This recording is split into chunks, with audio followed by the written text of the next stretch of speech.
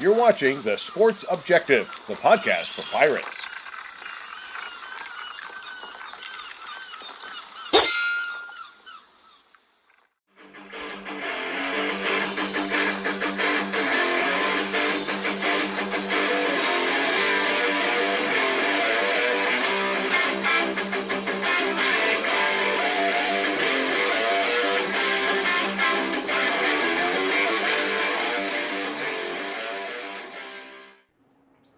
Welcome into just another sports podcast live here on the Sports Objective Network. I am joined, just as I am each and every Wednesday night, by my buddy, my partner in crime, my podcasting compadre on the outskirts of Virginia. Ladies and gentlemen, it is the head coach of Northeast Academy, Mr. Stevie Fly. How you doing, Stevie? What's up, buddy? Oh, not too much, man. Just sitting here as we sit here on the eve. You know, week 0 is week 0, and I love week 0. I enjoyed all the games Saturday night and Saturday afternoon from Notre Dame to Hawaii, from Louisiana Tech to Jacksonville State. I watched every single game for week 0 Saturday. But the real start of the college football season, week 1, if you will, kicks off tomorrow night, Thursday. So we're sitting here on college football eve. So I'm fired up and ready. I always really, before week 0 became a thing, the first Thursday night of the college football season was probably my favorite night of the year. Steve, you're supposed to reply to that. Yeah, look, I'm hearing double right now. Yeah, I'm hearing like. Okay. Yeah, ladies and gentlemen, if you're watching, we have some audio difficulties. TV's hearing double. Bubba, do you have an idea of how you fix Steve, that? try signing out and back in. All right, Kyle and I will talk for a moment. Yeah, me and Bubba will take it from here. But yeah, Bubba, we look at tomorrow night. Start of college football season. You got Florida and Utah, UConn, NC State. So you're going to be on the road. Are you going to miss all the games? I guess maybe you'll be able to listen to them on your phone.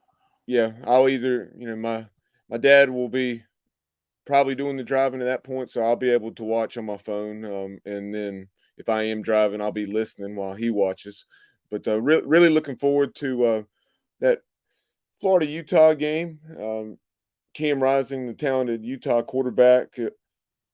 I knew the latest I had seen is that, and Matt was talking about that earlier, with his wife, Chrissy, being a Gator. Just he has interest there, and he was saying that Cam Rising may not play at all now. So the guys on Newhousel and the show pony, Chris Childers, was saying on their show yesterday that they really doubted he would play. From what they're hearing, that he may play, but if he plays, it's one of them deals where I guess he's really known for his mobility and using his legs, I guess.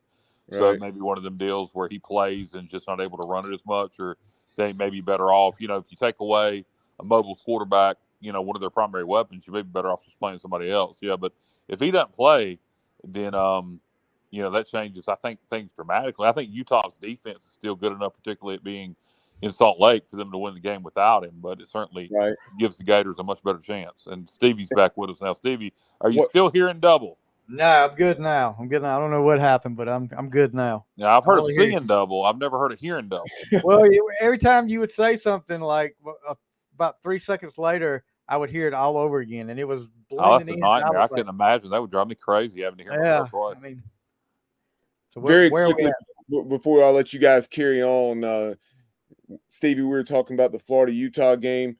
What I'm interested in seeing, last year, obviously, Anthony Richardson, the quarterback for the Gators, 4th overall pick to the Indianapolis Colts. Graham Mertz coming down from Wisconsin via the transfer portal. Yep. Highly touted coming out of high school. Just for whatever reason, it did not work out at Wisconsin. But I've heard good things about him, and I'm very intrigued to see how he performs. Yeah, it's amazing what a change of scenery might do for you. But, that should be something something to watch for in that Florida-Utah game. Yeah, no doubt. And like me and Stevie, me and Bubba were just discussing, Utah's highly touted quarterback. It looks like he may not play at all tomorrow night, which would affect them greatly. You also got NC State, UConn tomorrow night, Stevie, which is up in at UConn. Yeah, East Hartford. So I don't. UConn was a much improved football team last year.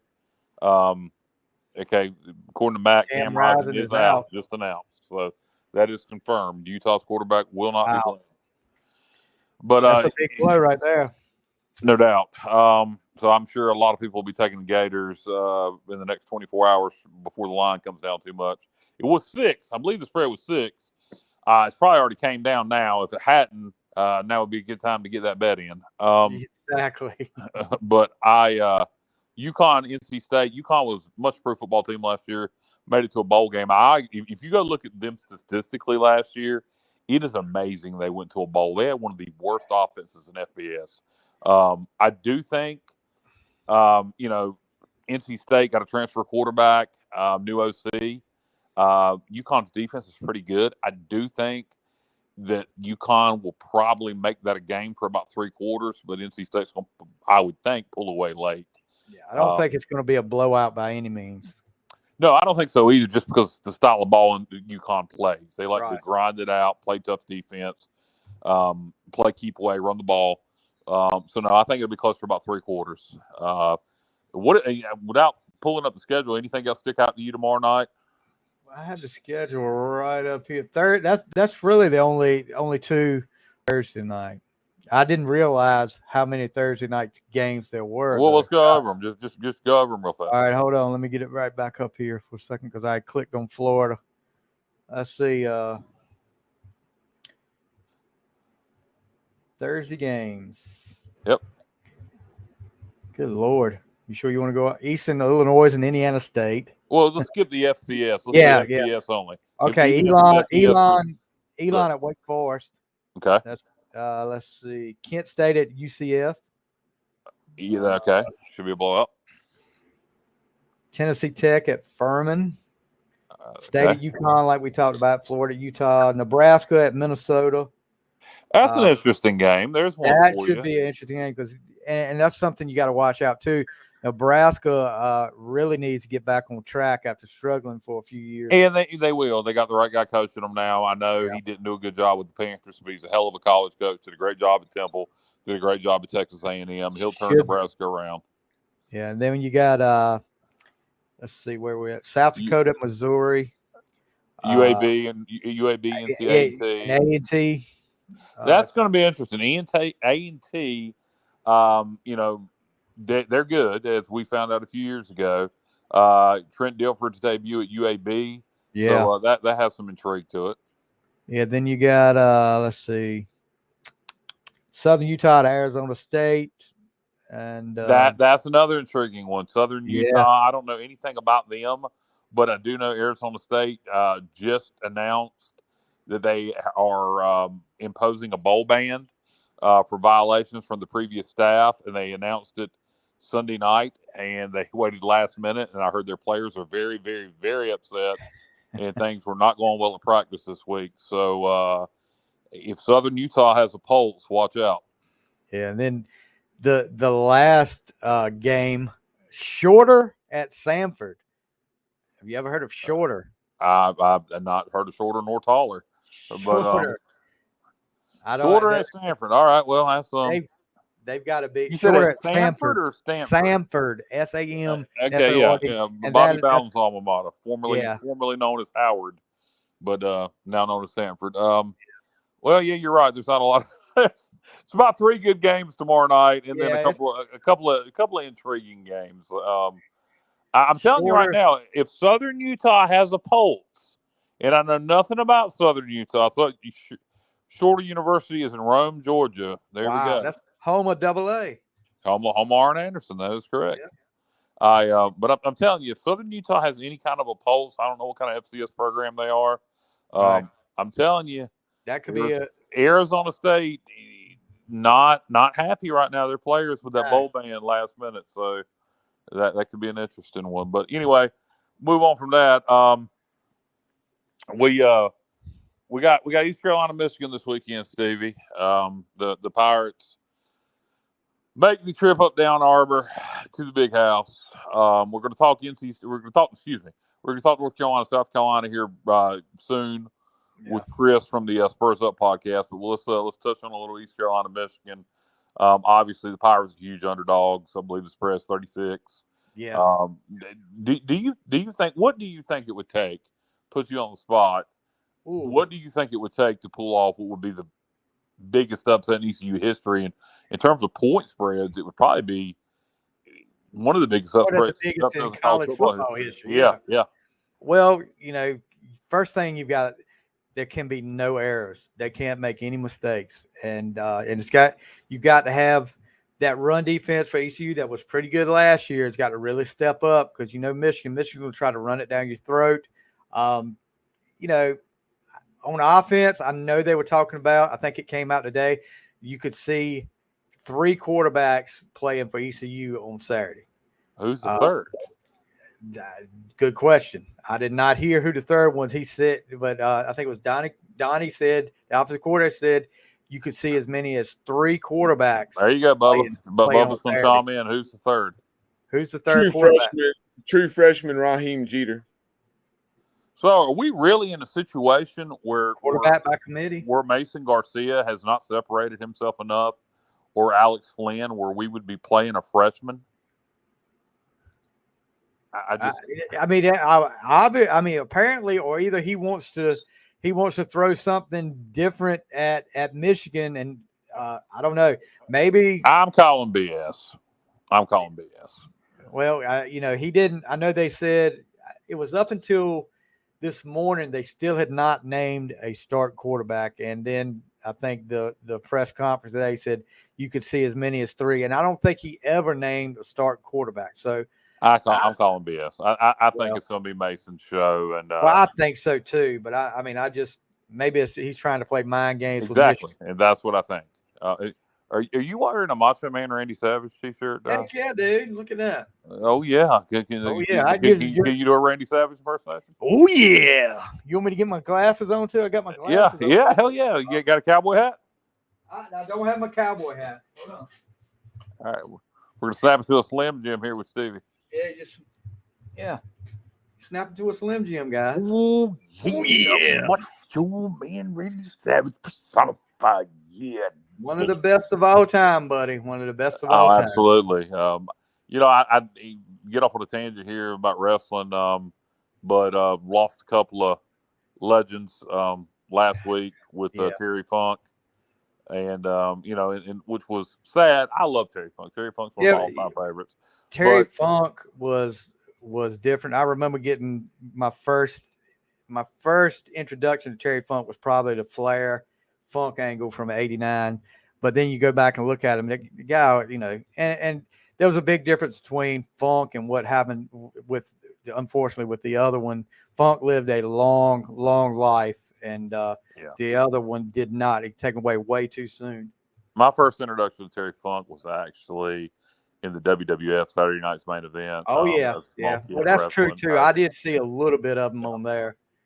But obviously, when he came back from Hollywood from doing Roadhouse and Over the Top, the feud with Flair, I was legitimately when he turned heel and power drove Flair on the table, which you never saw back then, and then had the Brandon Iron and was teaming with Great Muta, and you had Gary Hart, the JTEX Corporation. Yeah, I was legitimately scared of Great Muta and Terry Funk. I was about 9 years old at that time, and I thought they were both like, why are they so evil? It was just, and that's awesome. That means you're doing your job well. Believable back then. Yeah, and they were doing the job well. And then the other pass is Bray Wyatt. Obviously, Bray, Wyndham Rotunda, the son of Mike Rotunda, the nephew of Barry Windham, the grandson of Blackjack Mulligan. Dies of a heart attack. Heart-related conditions. Supposedly brought on by COVID. Yeah. So 36 very sad. years old. Yeah, 36. Extremely sad to lose Bray. I was a huge fan of the original Bray Wyatt family. Yeah. the swamp people. It was different. It was different. I loved it, man. I loved it. It reminded me a lot of Danny Spivey's character Waylon Mercy, which I thought was killed way too soon. That character, but I did not care for the Firefly Funhouse or the Fiend stuff. Yeah. But I did love the original Wyatt family stuff. But anyway, we won't talk about wrestling. That's not why people are watching. They're watching for us to talk about college football. So as we were talking about East Carolina, Michigan, it's going to take a monumental. It's most basketball team to do the impossible. Could it happen? Yeah, it could happen. Is it likely to happen? No. I mean, look, nobody thought App State would go down there and beat them either. They were coming off a national championship. Yeah, so this, like you said, this would be. They always talk about the App State Michigan game. This would be a lot bigger than that for ECU to pull out this. It wouldn't sound like it, but in terms of Michigan's number 2 in the country, we got a brand new quarterback. Probably better than they were last year. Michigan, yeah, no doubt. And so no, honestly, like I told Kevin Monroe last night, 28-10 is a score I have in my head, and I'd be extremely happy if we lost 28-10. I really do think we could keep the score in check, so to speak, with the new rules, the new clock. What do you think of the new clock rules, Stevie? What is the new clock rules now? Refresh. Did you not watch Week 0 football, Stevie? Did you not watch Hawaii and Vanderbilt? Look, when I got home from work, the Notre Dame game was already out of doubt, and then I missed the Hawaii game, and I think there was a bunch of games. Jacksonville State, UTEP, but the clock no longer stops on first down except for the last 2 minutes of each half. So it's basically like the NFL now. So games move by a lot faster, and what I think the negative to that's going to be is it's going to really make comebacks a lot harder. College football is always a lot of fun. You see a lot more comebacks in college football than you do in the NFL, and I think the new clock rules are really going to damper that. But anyway, right now we're joined by Chris Phillips from the Spurs Up podcast. Going to talk a little Gamecock Tar Heels. And, we normally try to avoid talking Tar Heels here on the podcast, Chris. So we were definitely going to have somebody come on and talk about it from the South Carolina perspective. You got College game day in Charlotte, neutral site game, two very high-profile quarterbacks. What's the feeling in Columbia going into this one? You guys are 2.5-point underdogs, I believe. That's right. Kyle, Stevie, first thing, appreciate you guys having me on, and best of luck this week. And I know ECU travels to the Big House to take on Michigan in what I think is an intriguing game. I'm just curious to see how East Carolina fares against one of the best teams in college football, or at least we think right now one of the best teams in college football. So I'll be keeping my eye on that one earlier in the day. But yeah, South Carolina right now a 2.5-point favorite. I would say, guys, there's a lot of confidence amongst Gamecock Nation. Despite I think most folks think that Vegas has got it wrong. And we know that, they don't build those mansions out there in the desert off winners' money. But we've seen what Shane Beamer and company have done as underdogs during his tenure. 7 of his 15 wins have come as an underdog during his first 2 seasons. So I don't think South Carolina fans' confidence at all is wavered by what the Sharps in Vegas think. And, I think after the way you ended last year, beating Tennessee, beating Clemson, an impressive showing against Notre Dame in that bowl game loss, but 8 wins in year 2 of Shane Beamer. Your main core pieces are back again in your quarterback, Juice Wells, your top weapon on the offensive side, and, of course, Nick Eamon-Warry, DQ Smith, your safeties in the back end. While there are question marks, I would say the confidence and excitement and optimism is at an all-time high in Columbia entering this ballgame. When you look at this matchup and you look at the 2 quarterbacks, obviously people have Drake May as a Heisman Trophy candidate for UNC. Spencer Rattler's been very successful at South Carolina. Do you feel like that he? How do I want to say this? Because of the press Drake May has been getting, do you think Spencer's gonna maybe go out there and try to show out? I mean, obviously you just want to go execute the game plan, but it seems like Drake May is being held as the greatest quarterback, since Joe Montana.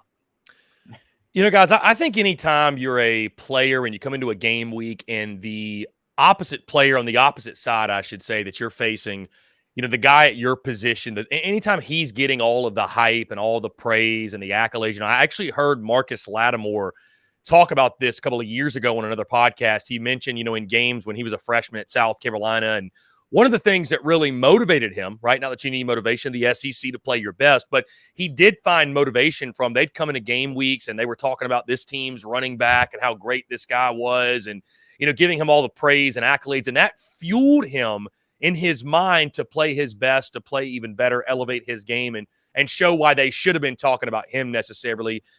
I think certainly you have to think from the competitor standpoint, Spencer Rattler's got some of that entering this weekend. Drake May is, and I think that's one of the big reasons, guys, why North Carolina is the favorite in this football game. You look, Drake May, sort of the media darling. He's the Heisman favorite, top 5 future NFL draft pick, if you will. And, Spencer Rattler, I will say some of the skepticism, some of the doubts are some of his own doing, right? With the inconsistencies, the inconsistent play. Last year, for 10 games, he was not very good. Let's call it for what it is. He caught fire end of season, but I think some folks are still wondering, okay, who are you really? But when it comes to Spencer, what year is Spencer?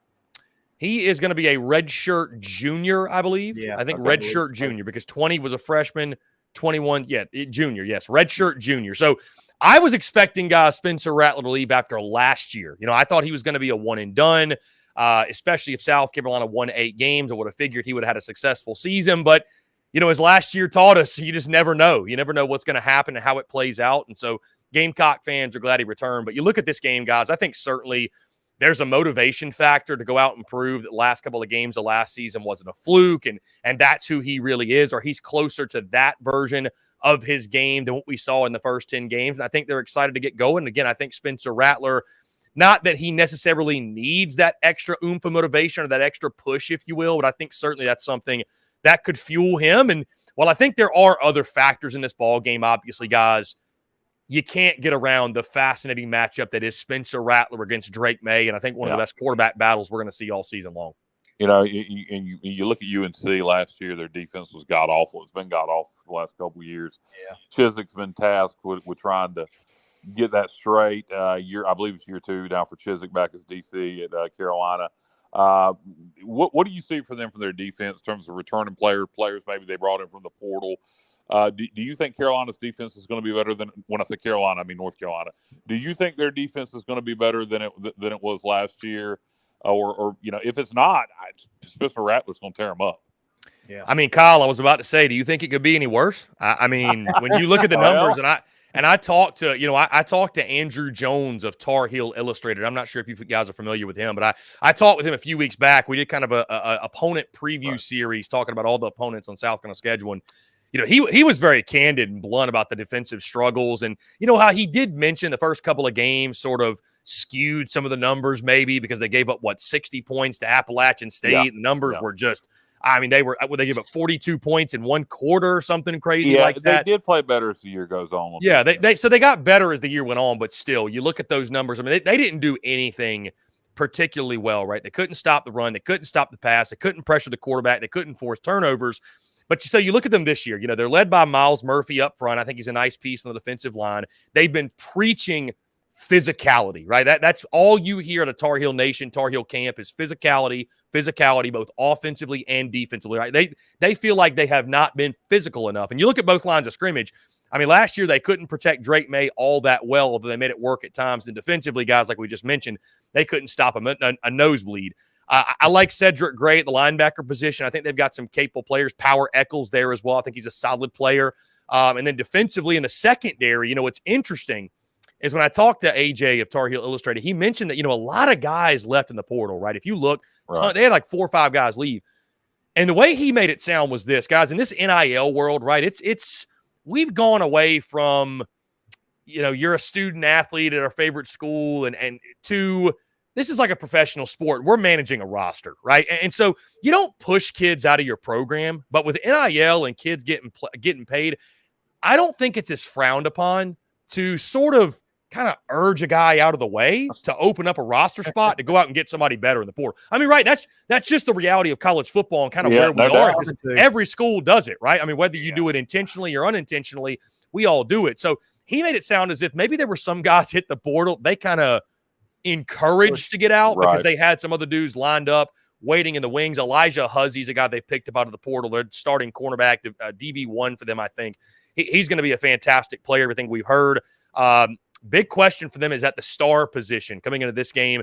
Antavius Lane's a guy they picked up from Georgia State. They're not sure the status of him. And I believe it's DeAndre Boykins, I believe is his name. He hasn't practiced for a couple of weeks. That's one of their best defensive players. So, all in all, I'll say this, guys. I'm expecting South Carolina to be able to move the football. If they can't move the football, I think it'll be a concern, no doubt. And I think they're going to probably have to score 30 points at minimum to win this football game.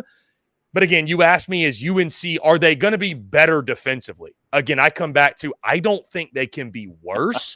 But at some point, you kind of are what you are. And I think it's just a talent issue for them. Although you look at their recruiting rankings, it tells you they should be better than they are. So this will be a really interesting year for Chizik. I think two problems there with the recruiting rankings in UNC, and it's been a problem for a long time. And Mac Brown also. Mac Brown's a great X's and O's coach. He's not a player developer. And honestly, I think that was his problem. That was his downfall at Texas. And I think, it's what's hurting him in North Carolina. Yeah. They get 4-star players, 5-star players, but, I don't think his programs do a very good job, particularly on the defensive side of the ball, developing players and taking them from being a good high school player to a Division I football player. So I think the era of the transfer portal will probably, with Gene Chizik there as DC, will probably benefit Carolina greatly. Yeah, I think so as well. And again, you continue to look, like you mentioned, Gene Chizik and what they're going to do defensively. And I think for South Carolina, what's so interesting is they have question marks of their own on the offensive line of scrimmage, right, guys? You return 50 less starts than you had a season ago for an offensive line that gave up 31 sacks and finished outside of the top 100 in rushing offense. And, oh, by the way, you don't have a proven RB1, right? We all feel optimistic and high on what Dakereon Joyner can do, but he's never played running back, and he's RB1 for you going in this game. Juju McDowell at RB2, he's a nice scat back, but he's never been more than that. And then you have the rest of your other two guys, Mario Anderson, a D2 transfer, and Dontavius Braswell is a true freshman. So there are major question marks in the running game. You've got Spencer Rattler, who is an inconsistent quarterback. His ceiling is here, but his floor is also extremely low. That's the issue with him. And then Juice Wells, guys, he's going to play, but I'm not sure he's 100% because he's been dealing with a foot injury this offseason. So that'll be really interesting to see early on as well. And outside of Juice Wells, they don't have a proven weapon that has done it at South Carolina. They added Trey Knox in the portal, Joshua Simon. Both guys are tight ends. Xavier Legette returns, and he had a solid end to last season, but he's never finished with more than, 400 yards or so receiving in a season. And then the rest of those guys are completely unproven. So, UNC problems defensively, no doubt. And, some things they're going to have to figure out as the game goes on. But South Carolina and a brand new OC as well, they got some issues of their own. So it's a fascinating matchup, no doubt. That's what I was going to ask you about. How is Spencer adapting to a new offensive coordinator? Is he adapting to the schemes better? Well, Stevie, it's best shape of our life season, right? So, they're not going to come out and say that, that the new offense is anything but high-flying and great and everything. I will say this, though, in all seriousness, the signs are encouraging for sure. When you hear Spencer Rattler say things to the media like, there's been no transition period for him. He feels like this offense is more explosive. They've had far more explosives in fall camp than they did last year. And you heard Dabble Loggins in his introductory press conference, and everything he said is like he checked off every box that South Carolina fans wanted to hear after the Marcus Satterfield era, right, guys? Of, we're going to simplify things. We're going to get the football to our playmakers. We're going to play fast. We're going to be aggressive. So we checked off all those boxes. But, guys, here's the bottom line. We're not going to know until Saturday. We're not going to know until this season gets going and we see it on the field for ourselves, because guess what? Marcus Satterfield won the presser in the offseason too. You know what I mean? There was a lot of hype and optimism and hope around the offense last offseason too. So, guys, I take it all with a grain of salt. Good and bad, by the way. Shane Beamer in his Tuesday presser came out and said, we had a terrible practice. If we play like that, the way we practice today, we're going to get our butts kicked on Saturday again. Take it with a grain of salt, man. It's coach speak. You have no idea what he's trying to do, fire up his guys, downplay his team, whatever it might be. I believe, though, there is optimism and hope that Shane Beamer has learned from his experiences with Marcus Satterfield in his first 2 seasons. Brandon Dabble-Loggins, this is his guy now. When they have simplified things, the reports behind the scenes have been good. And the reports, by the way, Stevie, have been that Spencer Rattler has looked incredible in fall camp. He's on the money. He's looked as good as he's ever looked during his time at South Carolina. Now we'll see if that translates onto the field. Chris, how's the defense looking for the Gamecocks this year? I think it's a question mark. I think it's going to be about what it was last year, Kyle. I mean, like many years, the biggest question is stopping the run. I think you look at that defensive front, you lose Zach Pickens in the middle, which I think was a really underrated loss and one that not many people talk about because they're so distracted about the fact the Gamecocks lost Jordan Birch and Gilbert Edna out of the portal. You do go to the portal and get Jatius Gear from Syracuse. Unfortunately, he's most likely going to be out with an ankle injury in this game, will not play. You get Jordan Strawn, though, back from injury. The other edge, somewhat of a mystery going in this game. You just picked up Drew Tuizama from the transfer portal at UAB. How quickly can he get acclimated? Shane Beamer said he's going to play. You've got Desmond Umeazulu, a true freshman there. You've got Tyreek Johnson, Terrell Dawkins, who's an NC State transfer. Yeah. Hadn't done much in his career because he's been injured, but you feel like that's a guy that has potential. Tonka Hemingway, Boogie Huntley in the middle. It's going to start with those guys, right, and slowing down the run because similar to the offense. And guys, on a side note, in my opinion, these two teams are eerily similar. Like, there are so many parallels, and I think it's going to make for an incredible game Saturday night because there's so many comparisons, so many things you can look at and say these teams are similar. Line of scrimmage, a question mark for both. Inconsistent quarterbacks, brand new offensive coordinators, battle of the Carolinas. They both need this game to set the tone for their season. Anyways, you look at that defensive side, you finished outside of the top 100 in rushing defense. So you had problems running the ball, you had problems stopping the run. I'm optimistic they're going to improve at linebacker this season with the addition of a few new pieces. And in the secondary, they replaced their starting corners, but Torian Gray, guys, at this point, he's earned the benefit of the doubt for what he's done with the pieces he inherited in his first season in Columbia. And you're also led, by the way, in the back end of your defense by a pair of freshman All-Americans in Nick Emanwari and DQ Smith at the safety. So, guys, all in all, I'll say this. It's a defense. It'll be determined by do they improve stopping the run. If they do that, they're going to improve as a defense. They weren't horrific a season ago, but the only reason they weren't is they were opportunistic. They've got to continue to be opportunistic. They've got to improve against the run, guys. It has been 5 seasons consecutive that South Carolina has finished 11th or worse in the SEC against the run. It's a miracle they've won as many games they have under Shane Beamer in his first 2 years with how bad they've been against the run. So, I view the defense, Kyle, again, to get back to answer your question. I think South Carolina is going to be very similar, to be honest, to what they were last year. I don't think they're going to take those major jumps in stopping the run until they get some of these guys on campus they're recruiting. Year 3 for Shane Beamer. You mentioned the success he's had there. Started the 2021 season, unfortunately, with a field goal win over East Carolina. I love Shane. Shane was, when he was at Oklahoma, and we were hiring when we fired Scotty Montgomery, and Mike Houston was choice number 1 up at JMU. On my list, my second choice was Shane Beamer when he was special teams coordinator out at Oklahoma. So when you guys made that hire, I know some people questioned it in the national media. I loved the hire. I think Shane, he knows football. He's such a likable guy, which I think in this day and age of recruiting with the way these kids are and in transfer portal, et cetera, I think having a relatable coach that not only the fans like, but players like, but can still coach ball and it a pushover. I think Shane kind of got it all there. I think he's a really good fit for South Carolina. I think he'd be a good fit anywhere, just about.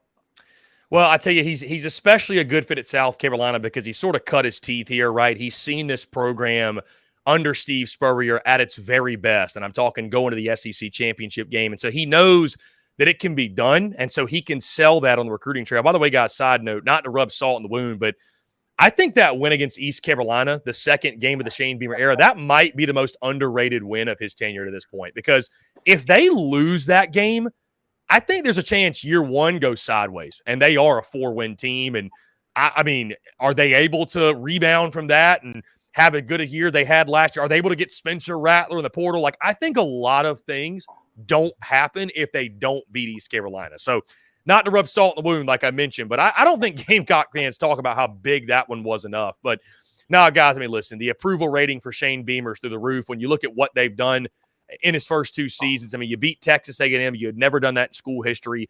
Last season, you beat Kentucky and Lexington first time since 2012. You beat Clemson for the first time since 2013. You went. Yeah, you beat Tennessee, obviously. Yeah. You've had back-to-back wins over top 10 teams. So, and then you look at the recruiting as well, man. I mean, the momentum on the recruiting trail when you're picking up guys like 5-star Nicholas Harbor, 5-star Dylan Stewart, and you look at some of the guys they're signing in the offensive line, defensive line, they're dominating the DMV. They're doing very, very well in-state, right? They're recruiting sort of all over the place. So you factor in the recruiting momentum. You factor in they've won enough. They've had enough significant winning to really fire up this fan base as well.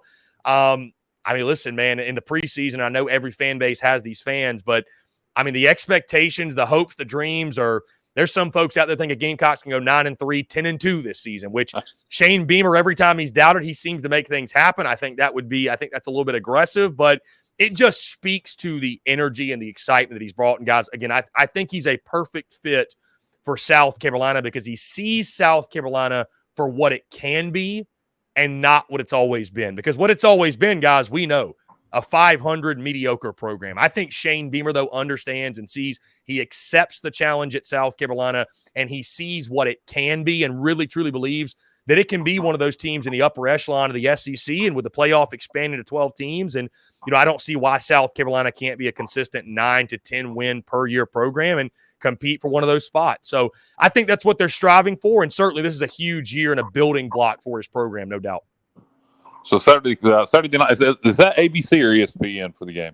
ABC, 7:30 ABC. Yep. 7:30 ABC. Got game day in Charlotte. 50-50 crowd. Who's going to have more fans there? The Gamecocks or Tar Heels? I think South Carolina is. And I, that's not me running with bias or anything. I just, I lived in Charlotte for 4 years, guys, before I pursued this business full time and moved to Columbia. And now, of course, I'm in the upstate in South Carolina. But I lived in Charlotte for a while, and I can tell you the Gamecock contingency there is, it's literally the number one hub for Gamecock alumni to go to. So they will paint the town garnet and black. I really believe it'll probably be a 60-40 crowd. I'm just hoping to see a sellout because we've seen some games with South Carolina, North Carolina. I was actually at the game in 2019, and I would say the stadium was probably 60% full. It was kind of ugly, but I think it will be a really good crowd. I'd expect it to be packed out. This is a huge game, man. So much on the line for both these programs. It's such a tone setter for both programs.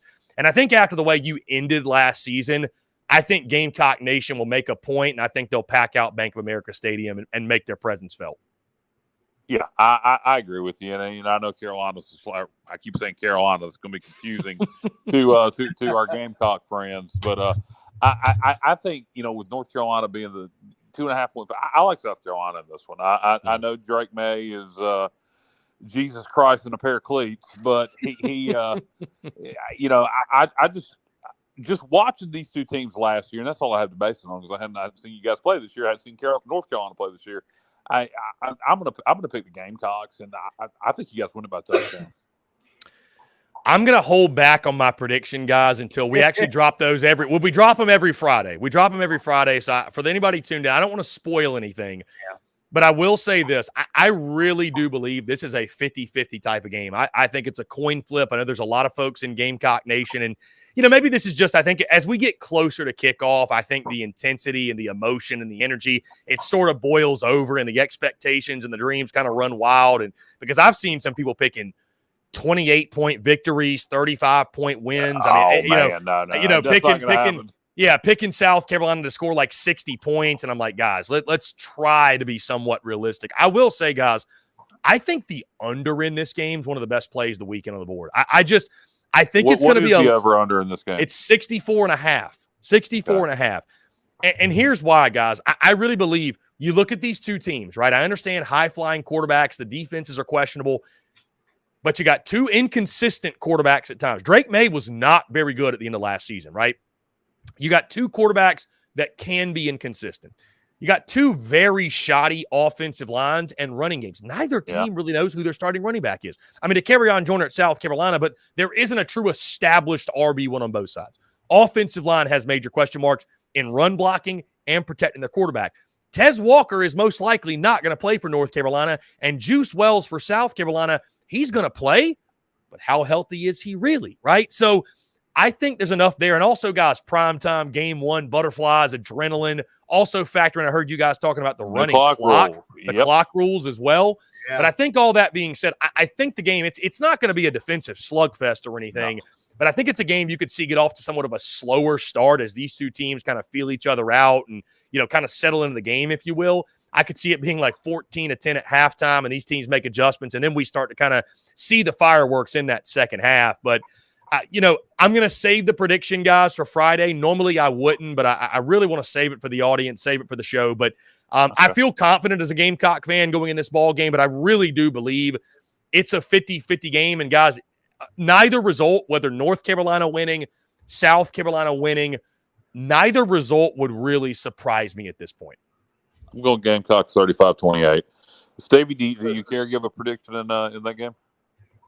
Carolina, you look at, well, maybe not in the last year, but a year before, coming into a big game with Virginia Tech, the opening week, and Carolina laid an egg with, Sam Howell was coming into, was supposed to be the, like you said, Jesus in cleats that year too. He was supposed to be a Heisman Trophy candidate.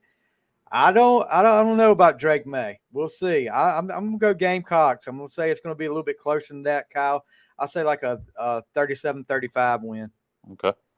It's so interesting to me though, guys, that like the line has been UNC as the favorite the entire offseason. It makes you sit back and you think like, what does Vegas know that we don't? Is it a lack of respect thing for South Carolina? Is it really just this favoritism to Drake May over Spencer Rattler? I think this arguably could be the game of the weekend, guys. I just really think when you look at the storylines, the way this one will play out, how close I expect this one to be. I mean, I think this one could come down to like a late touchdown drive, a field goal. Hey, Beamer ball, special teams playing their part. So I think it's going to be a fantastic game Saturday night. No, I agree with you. I'm looking forward to watching it. Chris, tell everybody how they can follow you on social media, find your work, your podcast, etc. Well, Kyle, Stevie, first thing, I appreciate you guys having me on. It's always a pleasure to talk ball with you. Yeah, we're at the Spurs Up Show on Twitter or X or whatever you want to call it. Facebook, Instagram, YouTube, TikTok, wherever you get your social media, wherever you get your media, we are there.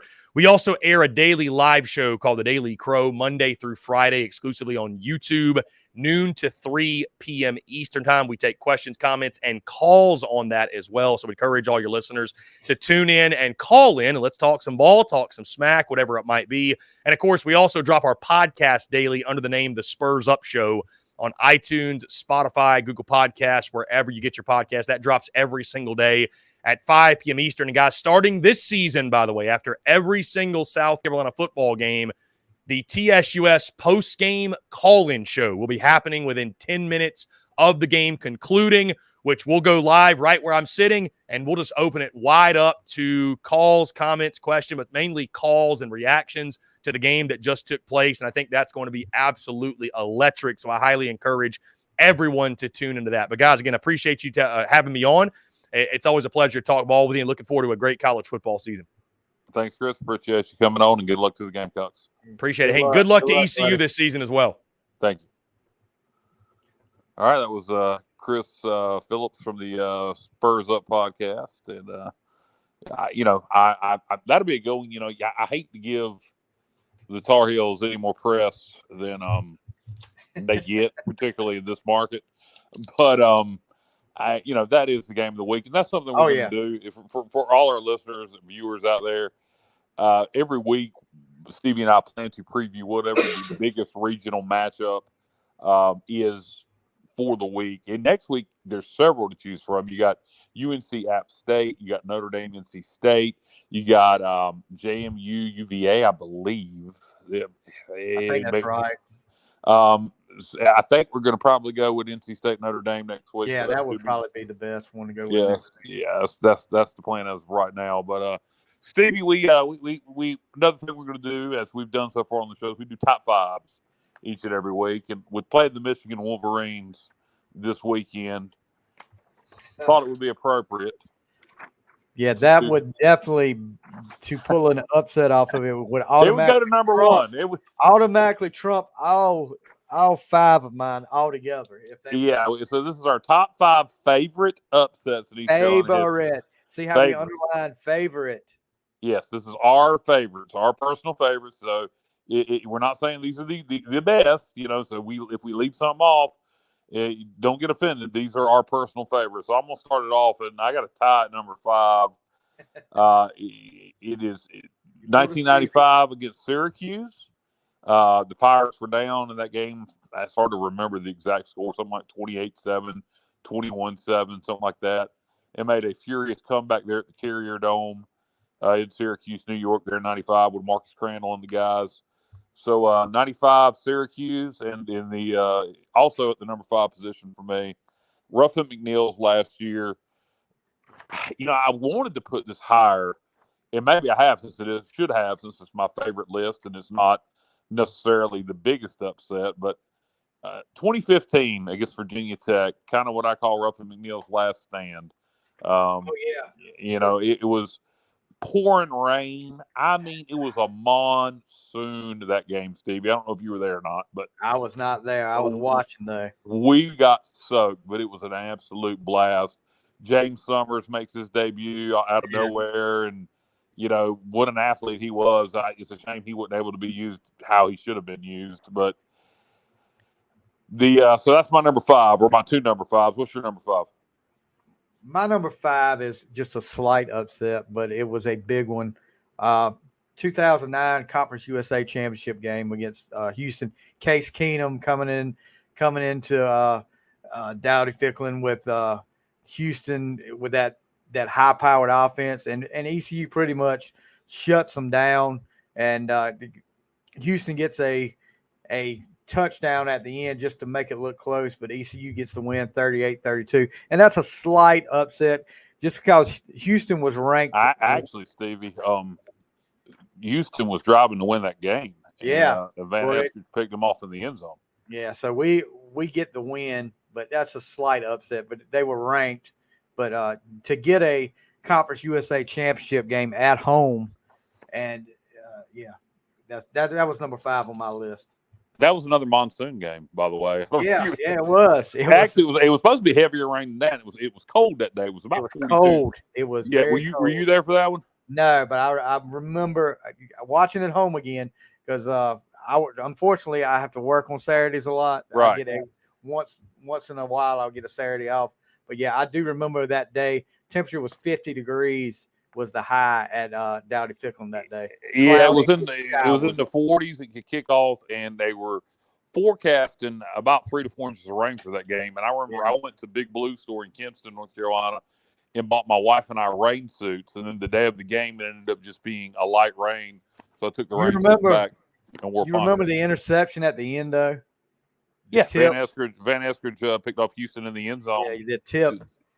Yeah, tipped it and then picked it off to seal the win. Houston was driving to win the ball game. So my number 4 upset, I got another tie. This is my last tie. I promise this is my last tie. And this is back-to-back weeks, 2008, to start the season. All right, actually, I put 2008, but it was actually 2000. Yeah, it was 08. I'm right. I was sitting there questioning myself, was it 09? But no, it was 08. Back-to-back weeks, we start the season off with the Virginia Tech Hokies in Charlotte.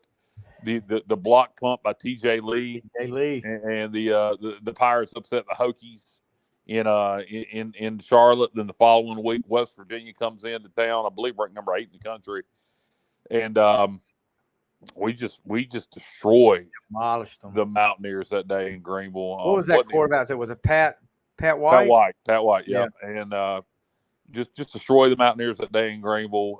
The fans stormed the field. Had the ugly incident, unfortunately, with the off-duty police officers' security cards. But great, 2 great memories back-to-back weeks there. So I got my number 4, Virginia Tech, West Virginia in 08. What's your number 4? Since you made that a tie, I'm going to make it a tie too, because I had ECU Virginia Tech from 2008, and I was going to go, but I didn't want everybody to say you pulled Stevie, and there's a tie up there. But I'll go ahead and put those 2 back-to-back weeks as my number 4 as well. I mean, just I remember watching that Virginia Tech game, and I mean, and you can go back and watch it on YouTube as well. but seeing the look on the sidelines before that punt got blocked, and just seeing how the ball just went perfectly right to TJ Lee's hand after he blocked it and takes off for a touchdown, and then the stunned look on the sidelines from the Virginia Tech players and coaches, it was priceless. And their fans. Oh God! My number 3 upset is going to be 1996. Oh God! The Pirates go down to the Orange Bowl 1 week after losing to Southern Miss on a Thursday night in blowout fashion. Everybody was down in the mouth. Miami's going to blow us out, and there was a blowout in Coral Gables that night, but it wasn't the Pirates getting blown out. I believe the final score of that game was 31-6, if I remember right. 31-6, number 12 ranked Miami at home. Yeah, and then that's my number. And you're copying my list, I guess, because my number 3 was 1996 ECU Miami. I mean, you go anytime you can beat Miami is something. But when you go in the Orange Bowl and beat 12th ranked Miami and your unranked team, and not just beat them, but blow them out, I would love to see the looks on some of the fans' faces in the Orange Bowl that day. Oh man, they weren't at that point in time. They weren't used to losing. They were not used to losing in the Orange Bowl. So, in fact, if I remember right, I think maybe Penn State beat them the week before. I believe it was the first time they had lost back-to-back games in the Orange Bowl since the 80s, if I remember correct. My number 2 upset, 2010, North Carolina State. They come into Greenville as big favorites, and their quarterback, whose name is escaping me right now. What's his name? I can't. Played for the Seahawks. I can't remember his name. Played for Wisconsin. Russell Wilson. Russell Wilson. I really couldn't remember his name. I don't know if you. Oh, really? I thought you were being sarcastic. No. I really could not. Stevie, what you'll find out that Bubba and Dave and Matt know. My Achilles heel is remembering names. I really thought you were being sarcastic. I will literally forget a guest's name in the middle of the interview and have to look at the graphic. I'm not kidding you. I'm horrible with remembering names. It is a bad trait of mine. But yeah, Russell Wilson comes in there and throws that probably his worst day as starting quarterback for NC State. He threw 3 or 4 picks. The Pirates winning in overtime with the big interception by Damon Magazoo. One of the best celebrations I can remember having after a game. I mean, that place was packed, absolutely electric in there. The crowd was fantastic.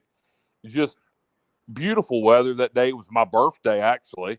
It was about as perfect of a day as you could ask for. So that's my number 2, 2010 NC State. Okay. My number 2, and I'm going to have to go back to the Peach Bowl year, 1991. First win over a ranked team? For you at number 15, Syracuse at the Carrier Dome, come from behind win. The Pirates get to win 23-20. And to just hear the radio call that day from the late great Jeff Charles, to hear it on the radio, and that was when the whole "We Believe" started. They've finally done it. They've beaten a ranked team. Exactly, and they come back. I've interviewed several Pirates on that team that year, and all of them talk about the plane trip back to Kinston and seeing all those people out there at the Kinston airport, and all of them saying "We believe, we believe." And that's when the whole "We Believe" movement started, and that ECU football team really started to believe.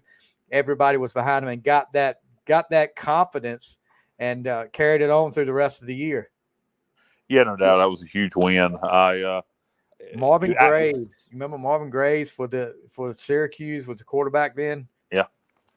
Interesting enough, we were just talking South Carolina football. We beat South Carolina the previous games. We had beaten South Carolina and Syracuse in back-to-back weeks.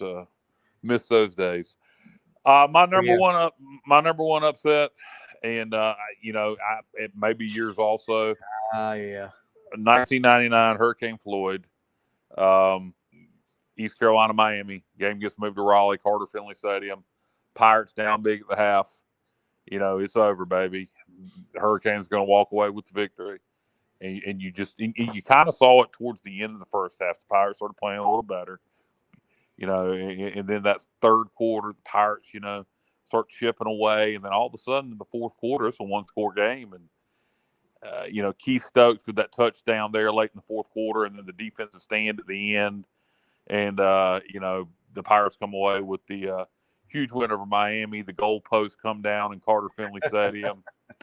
And that's my number one, in a game that I have watched probably more than any other East Carolina game over the years in a replay. I have that game.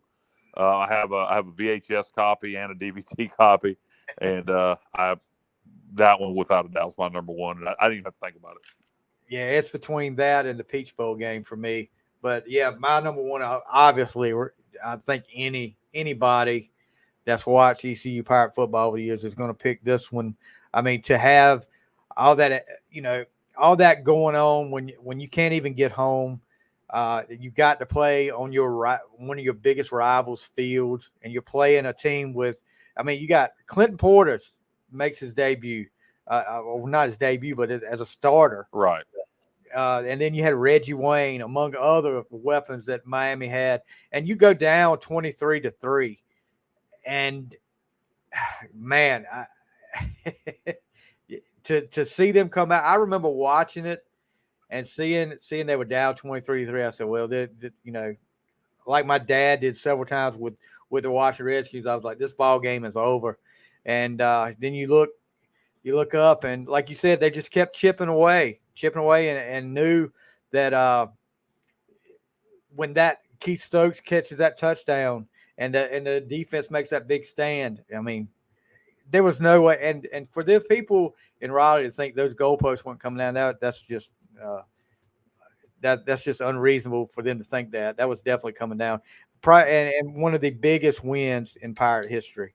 Yeah, no doubt. And the best part to me about the goalposts coming down was afterwards, NC State fans were furious, and we told them. Oh yeah. You remember what we told them? Our administration told them, and our fan base kind of knew, if you beat us in Greenville on Thanksgiving weekend, you can take the goalpost down to Dowdy-Ficklin. Your fans can storm the field. So they had their opportunity to get their revenge, but they just couldn't quite get it done.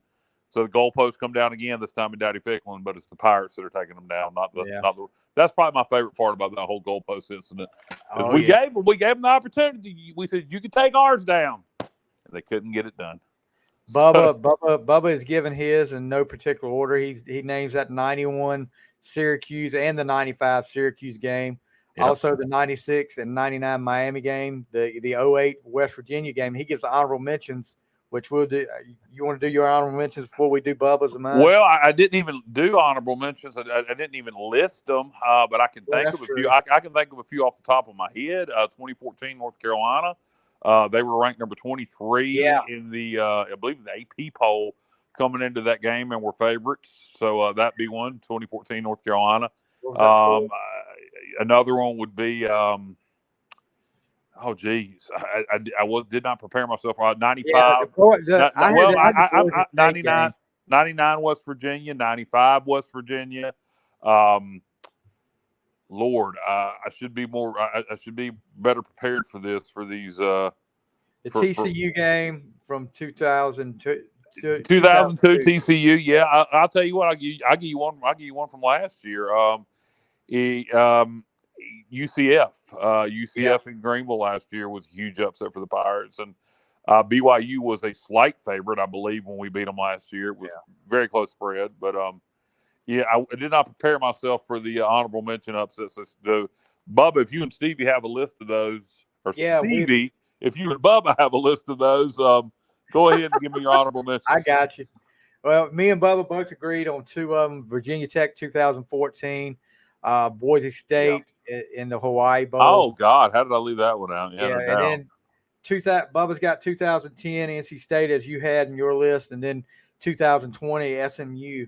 I'll tell you another one too that was, and I think we may have been ranked higher. Correct me if I'm wrong, Bubba. You may know, but the Pitt win at Dowdy-Ficklin 91, we may have been ranked a little bit higher than them, but I don't know if they were favored well, not to win, but that Pitt game came a couple weeks after the Syracuse game, I believe, and that was really what started with the Syracuse game. But that Pitt game really got us over as Syria. I think that put us in the top 20 then, as far as beating Pitt. Well, it was a huge moment, the 2-point conversion by Jeff Blake, and then Pittsburgh drives down to try to get in position to win the game or to have a chance to win it, and they, clock runs out on them, and Pirates hold them to win it, and that was that was kind of the moment where we had beaten South Carolina, we beaten Syracuse. So I think that Pitt game was the moment where Pirate fans realized that this was going to be a very special season. I don't know what other bowl options there were. If we'd have lost another game that year, there was very few bowls. So if we lose one more, we're probably in the Independence Bowl. Yeah. So instead of the Peach Bowl. So that Pitt game was huge at the time. I think that's when the Peach Bowl talk really got revved up. And you remember the quarterback for Pitt then? Off the top of my head, no. Alex Van Pelt. Okay, yeah, know the name. The current offensive coordinator for the Browns now. Okay, but is that? Did you guys have any more honorable mention upsets? That was all mine and Bubba's. I read all Bubba's. Let me see if Bubba's got any more up here. Yeah, we were 20th and Pitt was 23rd, so not really an upset with the Pitt game, but huge win in the huge win there. Yeah, go ahead. I've heard several of the Pirates that I interviewed from that team that year say they never heard Dowdy Ficklin as loud as it was, and the ground actually shook when Blake scored that 2-point conversion. I've heard that many times. Yeah, that place was absolutely electric that day with the when in terms of how loud it was when Blake got in for the 2-point conversion. Well, Stevie, unless we got anything else. I don't know if any plugs we need to get in, Bub. If there's any plugs we need to get in, put them on the screen now so I can botch them. If not, I'm going to give you about 5 seconds to do that. There we go. Hey, a Pirate's Life for me. That's nice and big. I can read that. Pirate's Life for me. That is Friday. Bub, I'm not sure who you're going to have on. There we go. We got tiny print there. John McMillan will be on. And I believe, Bubba, if I remember right, that is a friend of your father's who is a Pirate. I don't know much about him, but Pirate's Life for me. Check that out Friday here on the Sports Objective Podcasting Network. And that's each and every Friday. Bubba profiles a somebody, from Pirate Nation, a fan, an alumni. And it's a good concept. And that's each and every Friday here on the Sports Objective Network. And L&K Custom Homes there, Kevin K.K. Walker. They're in the Triad, licensed general contractor. If you need a house built or you need a remodel, contact KK. Look, go buy a house. Go buy yourself. Go buy 2 houses.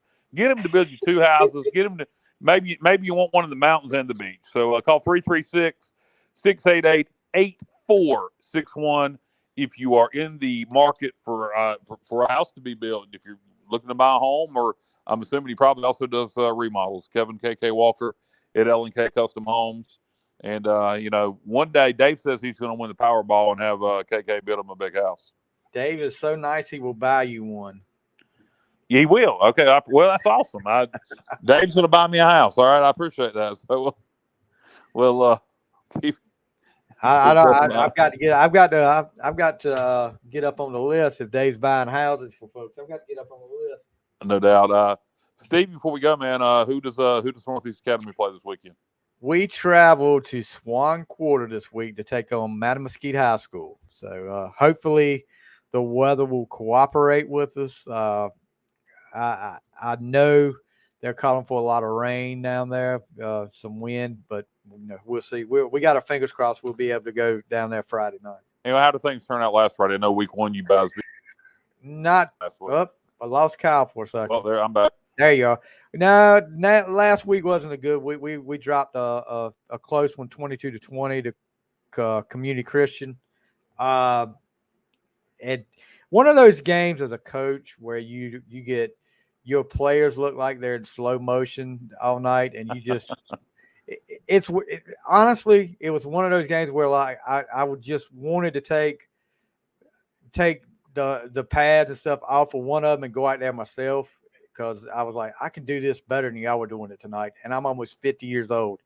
But it's one of those games that makes you get these gray hairs up here, Kyle. And but yeah, it was a tough one. But Community Christian had a good team, and we get a rematch with them at our place in a couple of weeks. So hopefully it'll turn out on our end this time. Well, good luck this weekend as you travel to Swan Quarter. Hopefully the game gets played. I guess it's going to depend on how much water that field can hold, how easy it drains. Yeah. The rain will be out of here by Friday. So let's hopefully you guys get to play that game against Madam Mesquite High, and hopefully Northeast Academy comes away with the Vic. Let's hope so. Let's hope so. My contract, my incentives in my contract is suffering.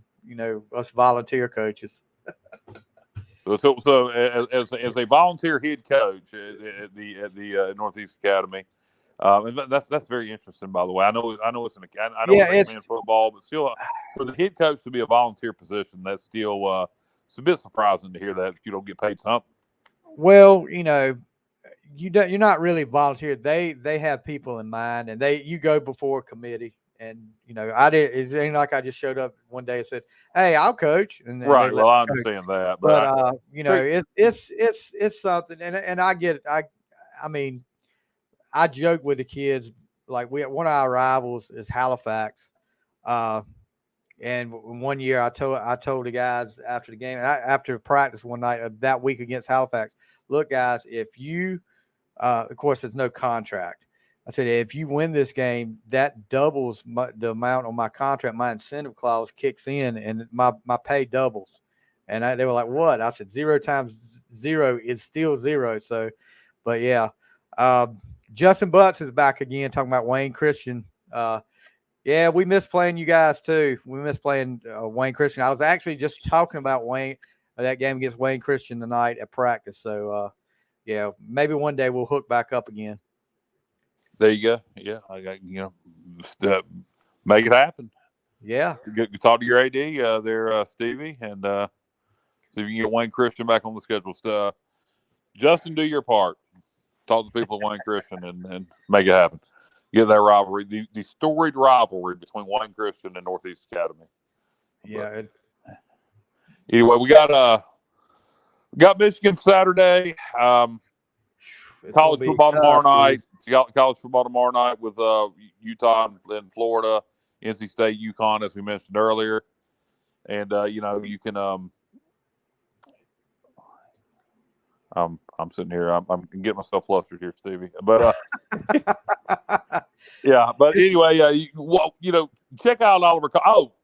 Playback. I knew I wanted to mention something else. Sunday. I don't know what time we're doing it, but Sunday night we will have the playback. I'm assuming we're going to have it Sunday night. Dave and Bubba are going to have to get back from Michigan, but if we don't have it Sunday night, we'll have it Monday night, and we will discuss the Michigan game. We will be taking your calls.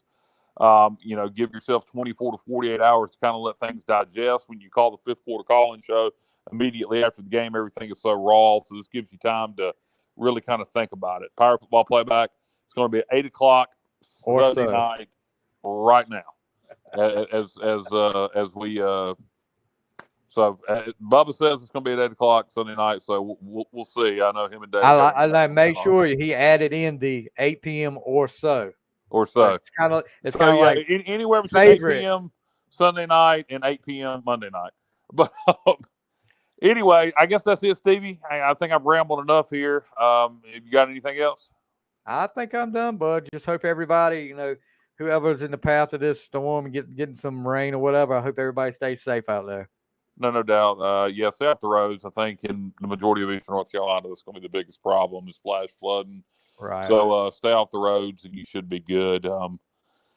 So for Stevie Fly, I am Kyle Barber. You have been listening to Just Another Sports Podcast here on the Sports Objective Podcasting Network. Thank you for listening, watching, and go Pirates. See ya.